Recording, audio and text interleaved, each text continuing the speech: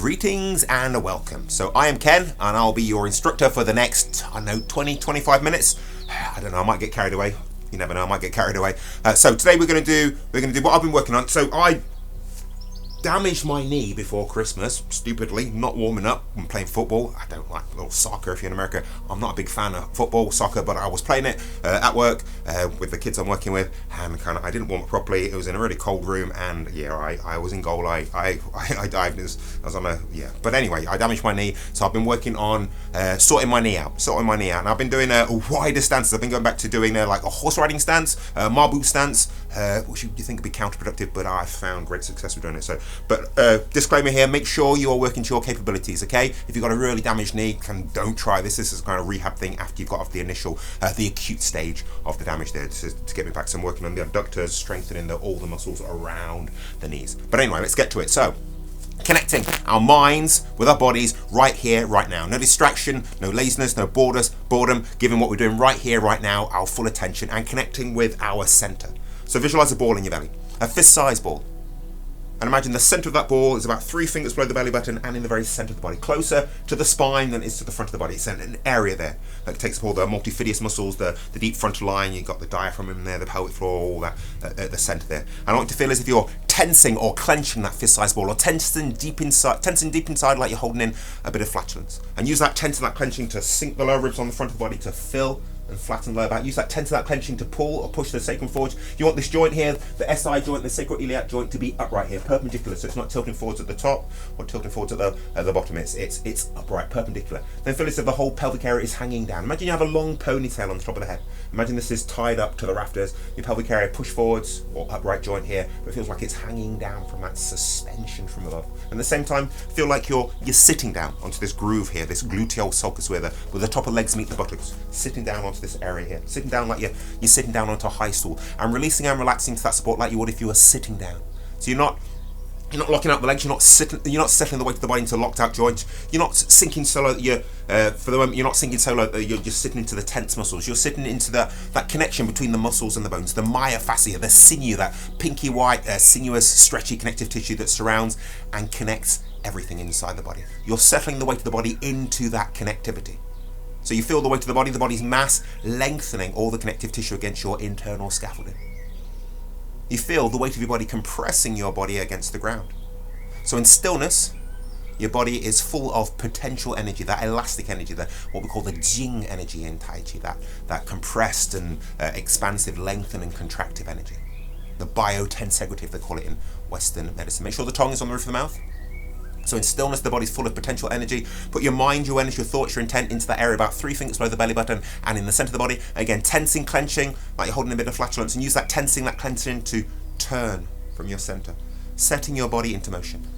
Setting your body into motion. Now keeping that momentum going. Now the body's mass in motion is amplified, it's increased. Now you feel that increased, that amplified body's mass, now in motion, further lengthening all the connective tissue against your internal scaffolding. So turning. So you're keeping nice and upright, you're not collapsing, you're not stretching either. You want this, the crotch area here to be like an upside down U, not an upside down V. So sitting down, but still as if suspended from above. Keep the tongue on the roof of the mouth, turning. Your arms just moving away from the body because this force, the centripetal force coming out from your center. And I always start doing my waist turning exercises like this. So as I turn onto the supporting leg, this groove at the top of the leg folds in. So when the legs are at its fullest, this groove at the top of the leg, the inguinal crease or inguinal groove is more closed than open. But you're not forcing, you're not moving from here, moving through this area. Stable and connected, but not moving from this area, moving through this area.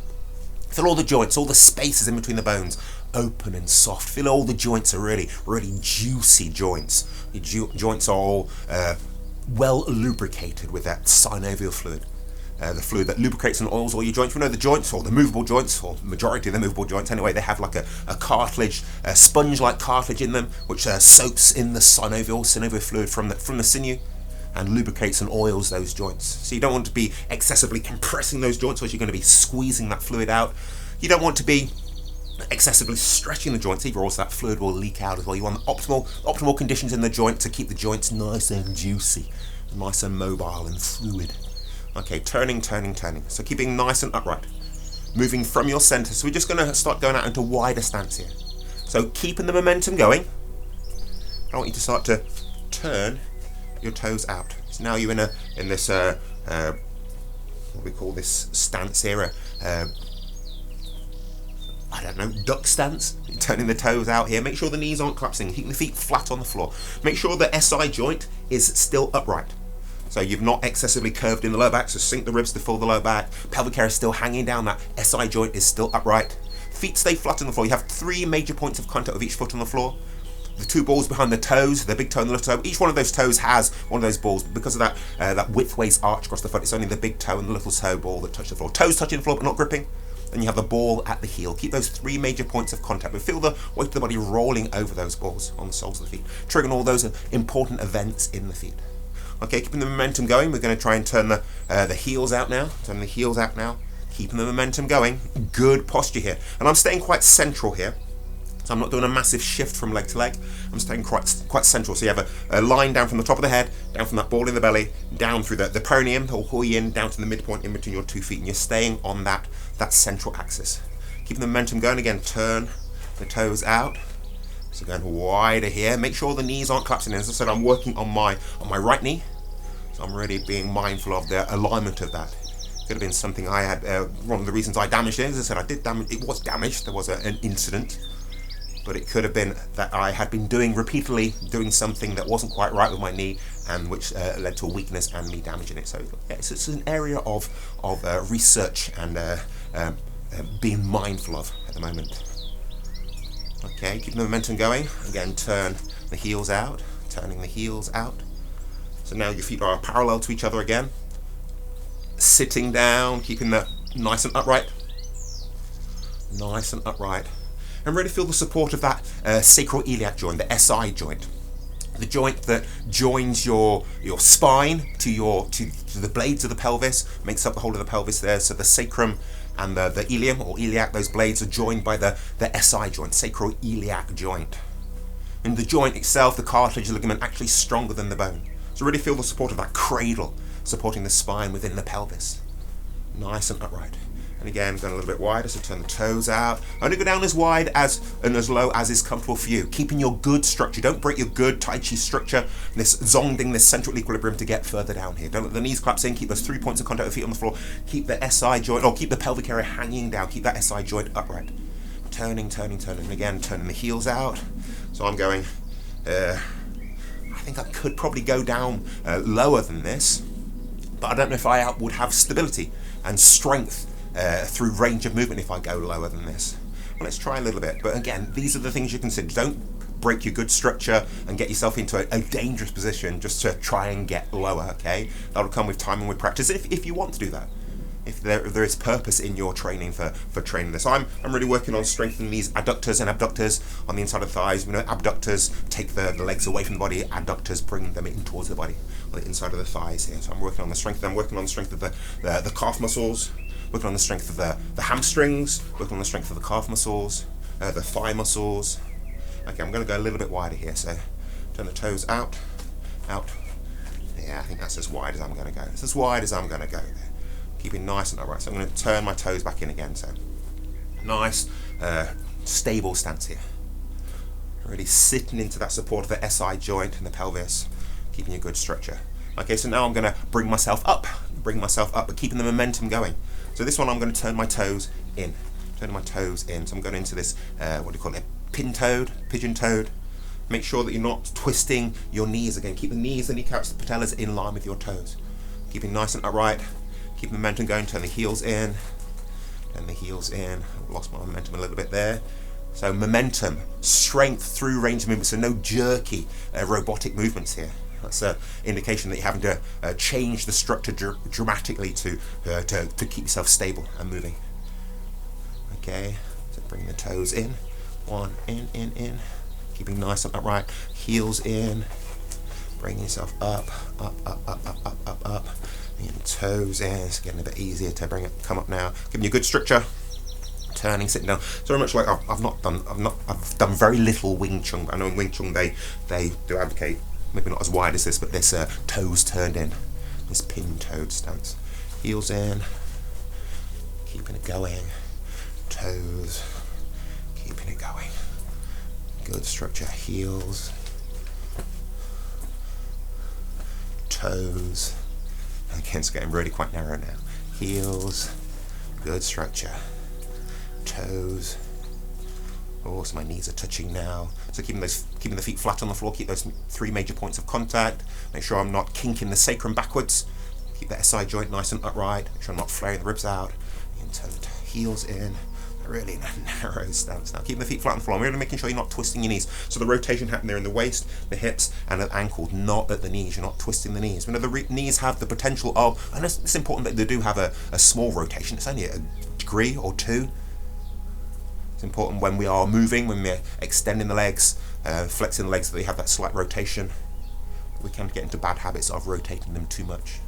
That's the thing with developing flexibility. You can get to a point where you develop hypermobility, and that can be dangerous if you don't have strength through that range of movement. Okay, I'm going to change now to have that groove and the top leg more open than closed when the legs are at its fullest. And turn the toes out. Sinking down. Feel the rotation at the ankles, rotation at the hips, rotation at the waist. You're not twisting your knees. And turn the heels out. Turning, turning, turning. Toes out. And I'm not going to go too wide in this one. You can do. You can have a play with that if you want to in your own practice. I'm not going to do it on here. I'm just going to start to raise. Allow the toes to raise. So allow the leg to move with the turning of the waist also. So allowing the leg, allowing that connectivity. So it's not a separate movement at the hip. I'm just allowing that connectivity, such as my mind-body connection in the moment, that I can feel that connectivity. I'm allowing the leg to just move with the turning of my center. Dropping down into an empty stance, dropping all the way to the body down. So my upper body swings now over that supporting leg. So I have a straight line down from the top of the head, down through that ball in the belly, down through the very center of the feet. Giving stability in that one-legged stance. Nice and stable. Nice and stable. Okay, come back to feet parallel and just let the energy dissipate. Just let it dissipate. Okay. So we're going to do some standing now, some dam, I think I said that right, some state standing. I got these from learning from a guy called Master Jiao Dong. I believe now teaches at Wudan, teaching Sanfeng style Tai Chi. So I was always called this Sanfeng style standing. Sanfeng style, Chan Sanfeng, the legendary, much disputed creator of Tai Chi. Chan Sanfeng said to come up with the first idea, witness the fight between the snake and the crane. So this is meant to be original Tai Chi. It has elements of Tai Chi, Xingye and Bagua in it, and it's done at three heights or 3 basins. Okay. Yeah, I find when I do this, because I am kind of sorting my knee out here. So I found kind of the first, we go into a wide stance to start off with, a horse stance here. I find, and then we at the very end of the sequence, I think it's six different postures here, 5-6 different postures. We'll go through them. Yeah, and the last one we go into a wide marble stance, horse riding stance as well. And I find by the time we get there, after doing the other postures, I can go lower. But yeah, make sure good structure here, and say I'm really working on protecting and strengthening my knee, not damaging it. So we're going to go out into a wide-ish stance here, wide-ish horse riding stance, feet parallel to each other. As with all of our Tai Chi, the stuff that I do here, this joint, SI joint, is upright here, perpendicular. So we've not got this anterior tilt at the top or at the bottom here. So flatten, sink the ribs to fill the low back, pelvic area is hanging down, round in the crotch. So it's like an upside down U here, not an upside down V. Again, all the joints feel open and soft. So bring your arms up, make sure the tongue's on the roof of the mouth, tuck your chin in, good posture, head as if suspended for a pelvic area hanging down. Pelvic area, this whole area, your counterweight, your counterbalance, keeping you nice and upright. Bring your arms up into this embrace posture. Relax the shoulders. So we know these sloping shoulders very characteristic of a Tai Chi expert. So it's not this relaxing down. That's rounded chest here. It's often called the hold the ball posture, the man posture, the hold the tree posture, the Cheng Bao, it's the embrace posture here. Looking into the distance. So looking into this one. It's quite meditative, but it's very strengthening as well. So look into the distance in front of you, listening to the distance behind you. And I'm just going to count here. I'm going to count to 100, then I'm going to go to the second height here. So don't start too low, or by the time you get to the third one, your bum will be on the floor here. Okay, so I'm just going to count from to 100 fast in my head.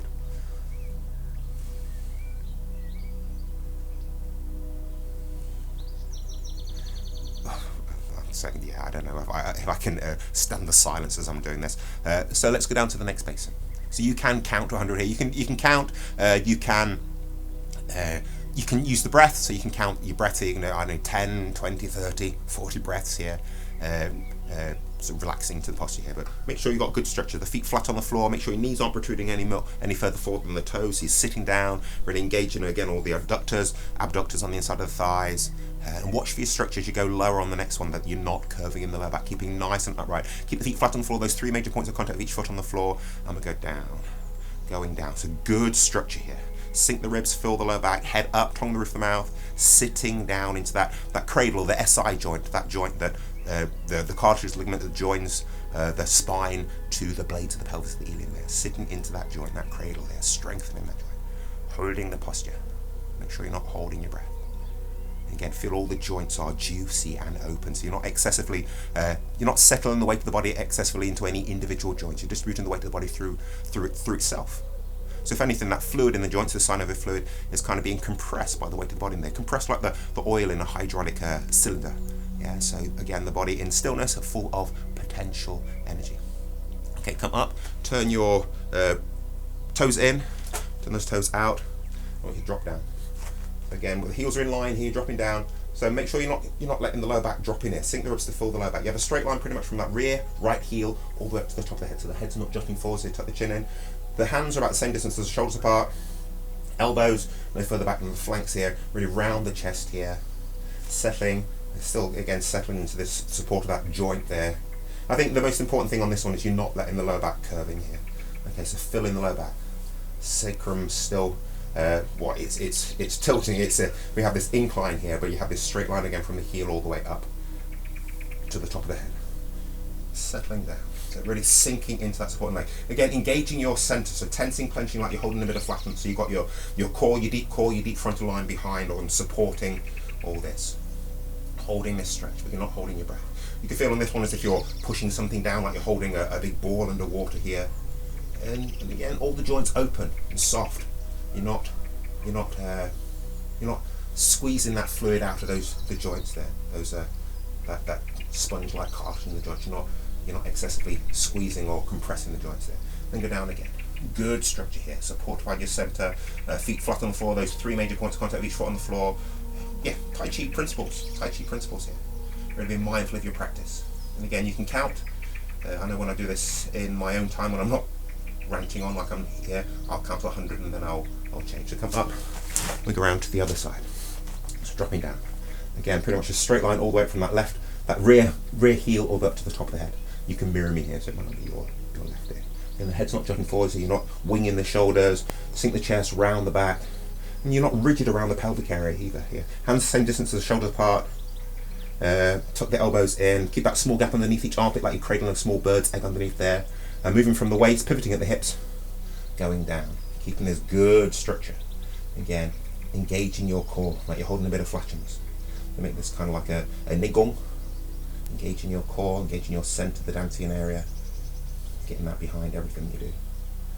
I've been kind of reading about the dantian area and the Tai Chi belly that we tend to get in Tai Chi from that practice and working that area here from the abdominal diaphragmatic breathing, and compared to like the power belly that strong men have.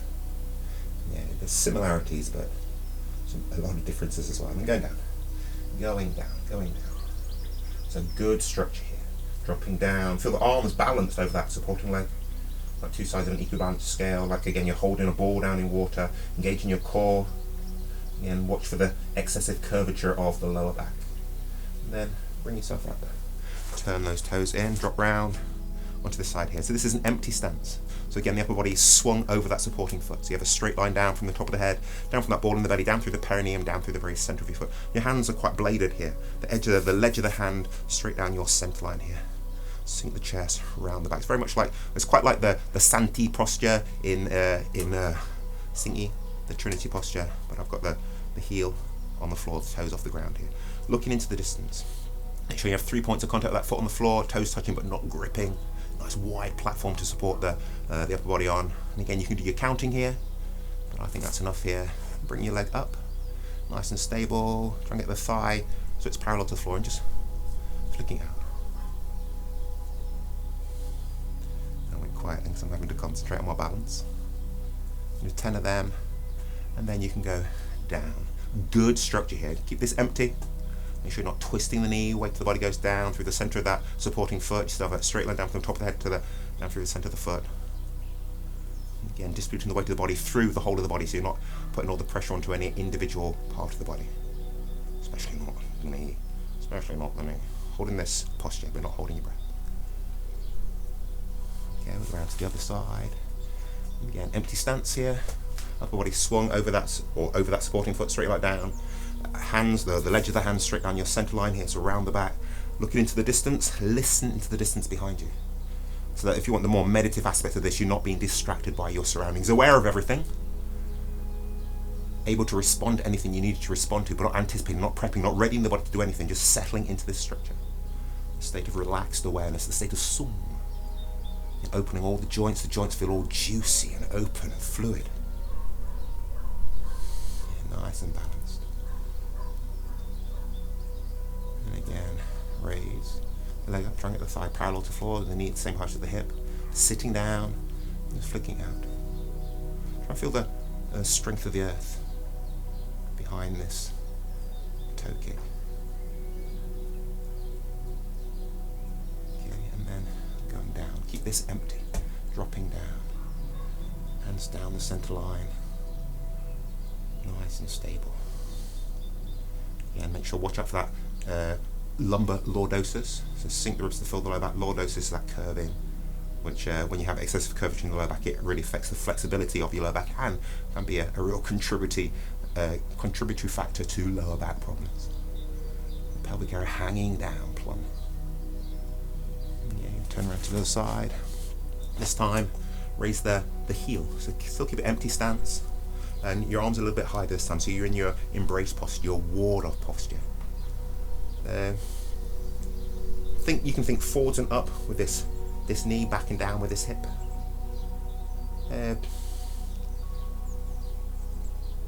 So in each one, I do practice each one. Each one they advocate that you, that's a bit long for a bit long stance here, they advocate that you only have the tiniest of gaps underneath the heel. In Shaolin, I know they'll have this kind of, they call it a cat stance. So it's anywhere between there, empty stance here. Looking into the distance, listening intently into the distance behind you. Tongue on the roof of the mouth, raise your leg off the ground and circle your ankle. Do 10 one way, 10 the other way. And then go down. Keep your good structure here. Good structure. Make sure the weight of the body's going down through both sides of the knee. Not letting the knee collapse in. Nice stable platform. Look for that lumbar lordosis. Sink the ribs, fill the lower back. Sitting down. You're not kinking this SI joint backwards here. Looking into the distance. Breathing. Tuck the chin in. Breathing. Nice deep abdominal breaths. Ooh, let's go around to the other side. So again, into this cat stance, this empty stance here. Good posture, looking into the distance, listening intently behind you, warding off, embracing, warding off here. Whew. So standing still, it's getting my breath up here. I'm really working my legs, kind of working the heart here in stillness. A lot of people, they think Tai Chi is too slow for you to get any cardiovascular benefits from Tai Chi. But even my heart is working here, my legs are working. Without having to get like sweaty, really sweat. I'm starting to perspire a little bit here. But you don't have to be sweating and breathing really heavily for it to be working your lungs and for it to be working your heart as well. Okay, raise the leg off the ground, circle the ankle. You do 10 one way, 10 the other way. And then go down, dropping down. Nice, stable platform. Those 3 points of contact with the foot on the floor. This is still empty stance, toes touching. Good structure, pelvic area hanging down plumb. Like you're sitting down into this groove here. You sit down to a high stool, holding this posture, you're not holding your breath. And again, really feel it working the thighs, working the legs, working the calves, in the heart, getting a nice work here as well. Okay, then back into our horse riding stance. This time palms facing towards the floor. Still round the back, palms facing towards the floor, tongue on the roof of the mouth. Marbu stance here. So again, feet flat on the floor. And there's 3 points of contact with each foot on the floor. You know, in the architecture of our feet, our Homo sapien humanoid feet there, when we move through our foot, we zigzag through the foot, moving that sagittal plane. So we have the outside blade or edge of the foot that we roll down. So make sure you feel the support of the outside edge of the foot, but make sure that the ball of the big toe is still touching the floor. And the ball at the heel is still touching the floor. Toes touching the floor, but not gripping. Keeping good structure here. Drop down. So make sure your knees aren't collapsing in. Make sure your knees aren't going further forward than the toes. Make sure you're not curving in the lower back. You're not kinking out the sacrum. Nice structure. So again, really sitting to all these, the support of these abductors, adductors here, and that cradle, the sacral iliac joint. Holding this posture. So really feeling the thighs, the calves. Make sure you're not sticking your chest out and then go down lower. As I said at the start of this, I turn my toes out a little bit, and then as I said, I can go a bit lower towards the end of this after I've already gone through all the other postures. Make sure you keep a good structure if you go low. Don't break and throw away all your good postural alignments and connectivity just to get lower here. That'll come with time and practice if you want to, and time and practice, and as you gain that strength. And then come and just bring yourself up the shoulder. Hands over the belly, ladies left over right, gents right over left, and just kind of rubbing around the dancing belly area. You do, 18 one way, change the hands over to 18 the other way. Circling. I'm not really counting here, but 18's a good number. Up and down. Around. Rubbing the inguinal area. The buttocks if you don't feel too self-conscious if there's people around. Thighs, knees. Rubbing down. And you can do a bit of a mobilizer after that one just to see how the body's moving. Let's go back to this waist turning one. Bit of a mobilizer. Just smooth away. If you do pick up any tensions while doing the Sanfeng style standing. Anyway, I think I've said enough now, so give it a practice. Give it a practice. Report back to me on YouTube if you really like the film there, things you got from it. Yeah, I'm all up for some audience engagement. So that's goodbye from me for now. Yeah, I'm just waffling away, so I say goodbye for now.